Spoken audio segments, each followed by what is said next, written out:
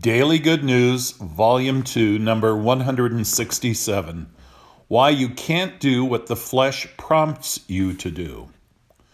I say then, walk in the Spirit, and you shall not fulfill the lust of the flesh. For the flesh lusts against the Spirit, and the Spirit against the flesh. And these are contrary to one another, so that you do not do the things that you wish. Galatians 5:16 and 17. As sons of God, these have the mind of the Spirit, the mind of Christ. So with the mind they serve the law of God. Romans 7:25.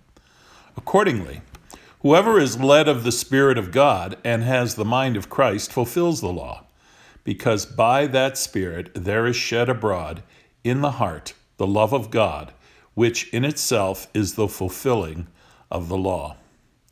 On the other hand, whoever is led of the flesh, and so has the mind of the flesh, does the works of the flesh, and so serves the law of sin.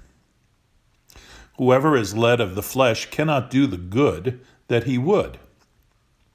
He serves the law of sin, and so is under the law. Romans 3:19. Note in the text now under the consideration that the flesh, in its true fleshly sinful nature, is still present with the one who has the Spirit of God, and that this flesh is warring against the Spirit. That is, when one is converted and thus brought under the power of the Spirit of God, he is not so delivered from the flesh that he is actually separated from it with its tendencies and desires, so that by the flesh he is no more tempted and has no more contest. No, that same degenerate, sinful flesh is there, with its same tendencies and desires. But the individual is no longer subject to these. I repeat, but the individual is no longer subject to these. He is delivered from subjection to the flesh, with its tendencies and desires, and is now subject to the Holy Spirit of God.